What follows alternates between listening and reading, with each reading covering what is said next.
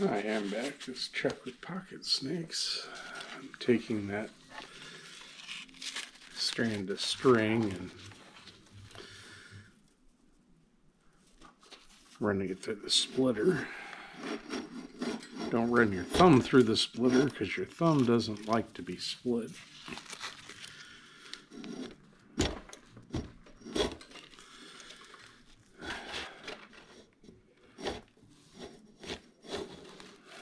And I set it for the thin area of this strand.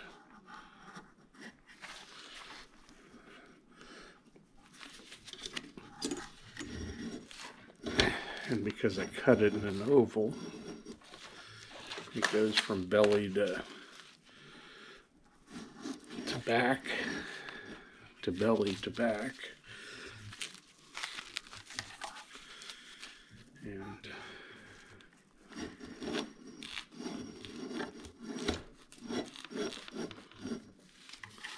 splitting the back side, the flesh side of this strand.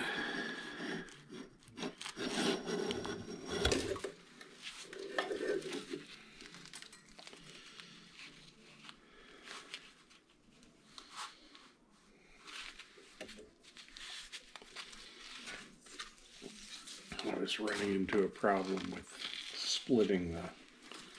taking the corners off of this piece, which is about 12 feet long.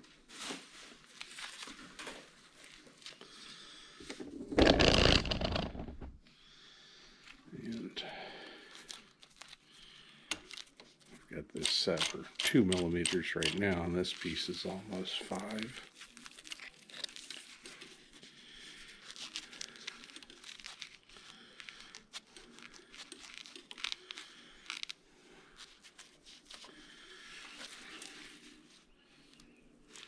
Mind you, I already ran it through once, taking the corner off, and I probably started on this end, but there goes my blade.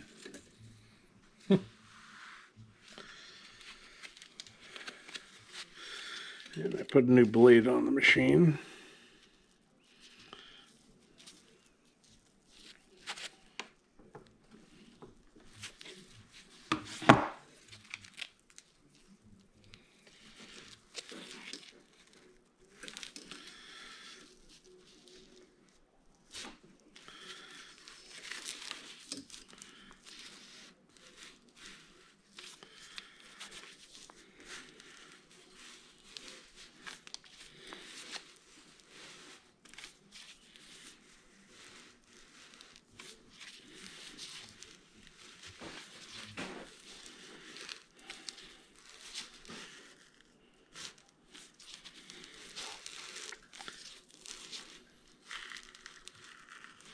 I don't know if you can see how fine the hair is right here that it's taking off. It's not taking off very much.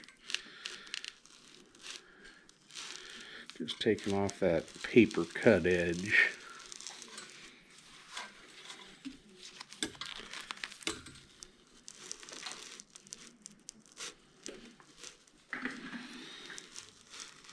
And so far I'm pretty impressed with this little strander's versatility and how easy it is to set up and use. And I'd love to have a Hansen string cutter, but they're hard to come by. And most of the things I do are leather, not rawhide, but I'm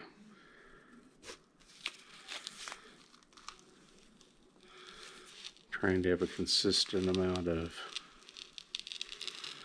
pressure and flow rate through the blade. This is the side I think I trimmed off before. And you can hear the flesh side rubbing against these painter's gloves.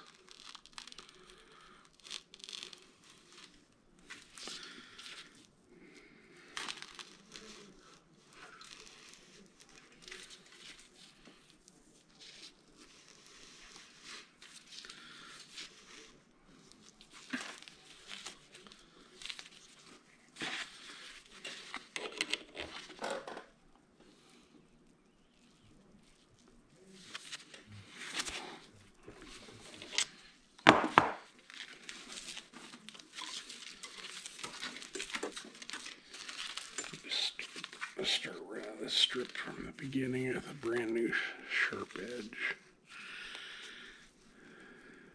And this string might be just a hair too dry. I may need to let it temper up, give it a little moisture. I'm not sure.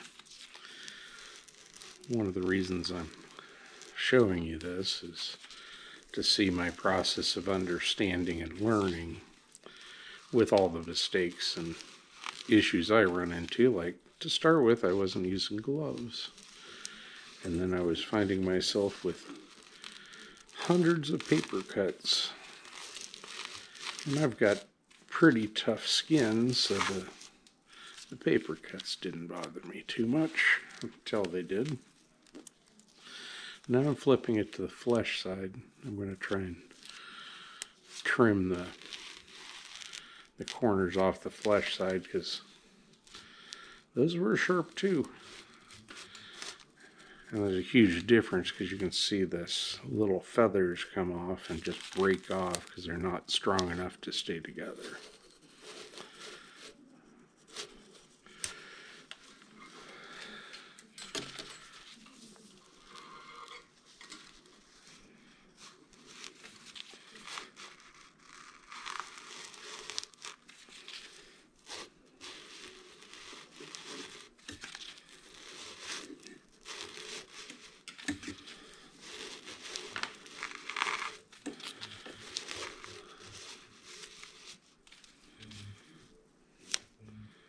Well, I'm not sure how long the painter's gloves will last, but I'm going to neck this down just a 1/16 of a turn, because I actually want to be knocking something off as it goes through if I can.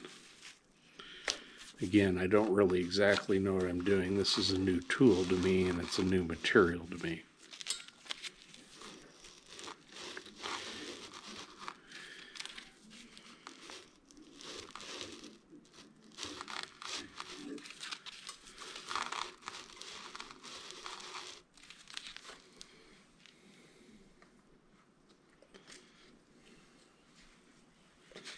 I've also found that a little scrap of leather is not a bad thing to help keep the friction consistent.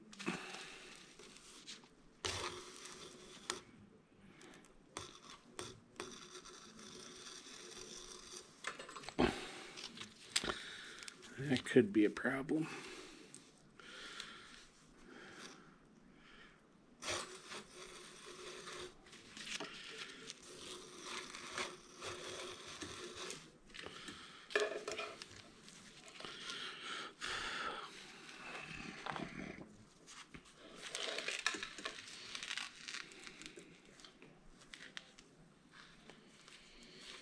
I don't know if I like this any better or any worse, but it's easier on my fingers.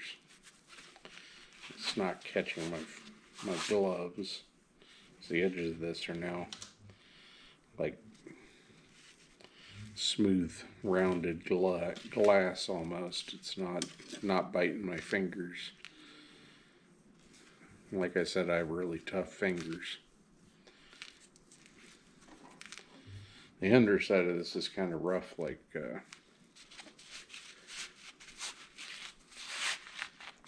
sandpaper.